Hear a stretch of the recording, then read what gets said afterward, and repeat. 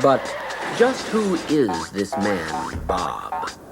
Some call him the Slackmaster, the High Epop, the Saint of Sales. Others call him liar, pimp, whore-monger, a sleazy con man foisting his dangerous scam off on gullible suckers.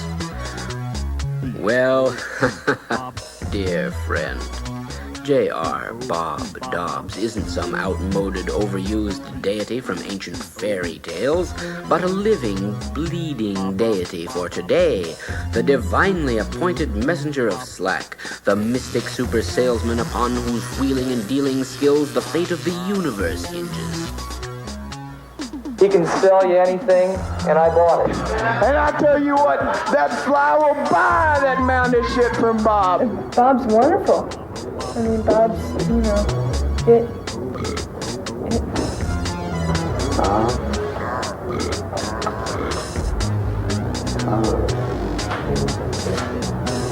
Bob is fill in the blank. Bob is fill in the blank. The Bob that can be described is not the true Bob.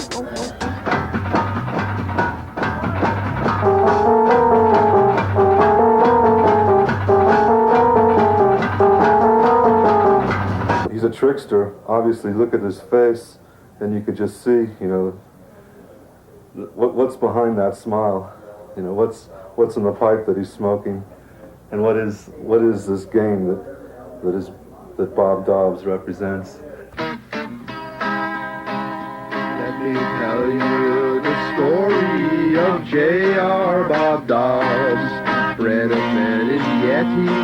He walked with the gods.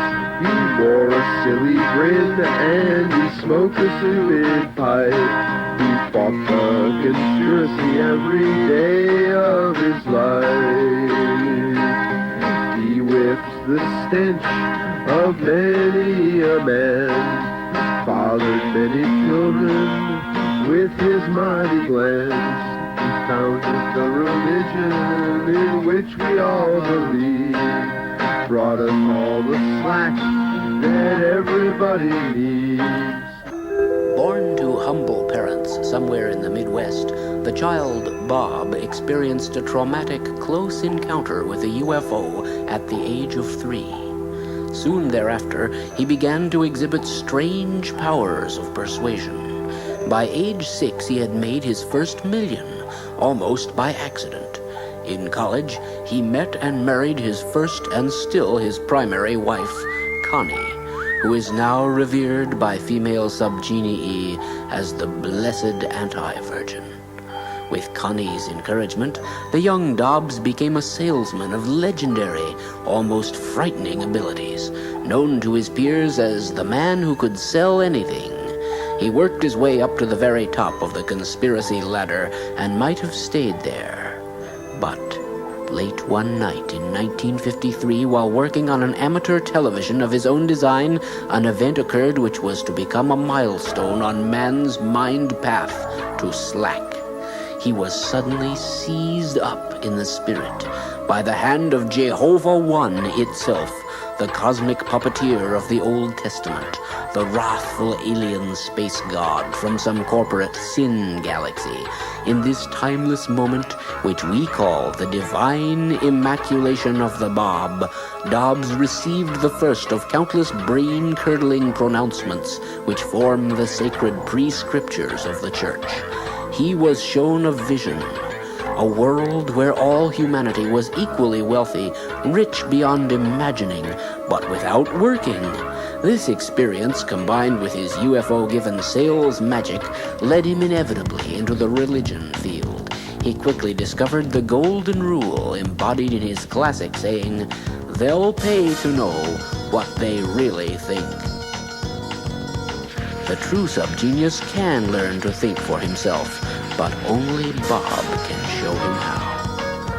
And so, Bob Dobbs founded his church upon a sandy beach of common sense, sense of humor, and dollars and cents. A likely story, you say, but it's simple, really. Bob is lucky, not smart. In fact, by the perverted conspiracy standards of intelligence, he is gifted with incredible stupidity. He lives in a perpetual state of contracted consciencelessness. This enables him to act without thinking, to surf effortlessly on the luck plane, to float down the fabled path of least resistance. In fact, to make $1 million every time he screws up. Thus, it is not his wisdom, but his divine follies, his holy blunders which we emulate. The miracle is not in what Bob does to you, but in what he allows you to do to yourself. He brings the student to the realization that everything you know is true. Under the conspiracy, you're being ripped off every day, but you can learn to enjoy it.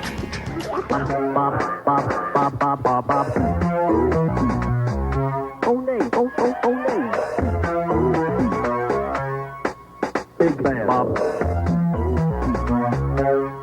$1. He called his seminars instant instructions for those who follow no master. He journeyed to Tibet, and under ancient holy men he perfected the arts of glandscaping and acute beating. He also began modeling for hundreds of magazine ads, leaving early clues of his presence. These old ads are the only known photos of Dobbs, for he otherwise remains elusive, shunning both the spotlight and the authorities. In 1979, he recruited two randomly selected nobodies, Dr. Philo Drummond and Ivan Stang, to begin a public outreach arm and begin spreading his seed word of slack.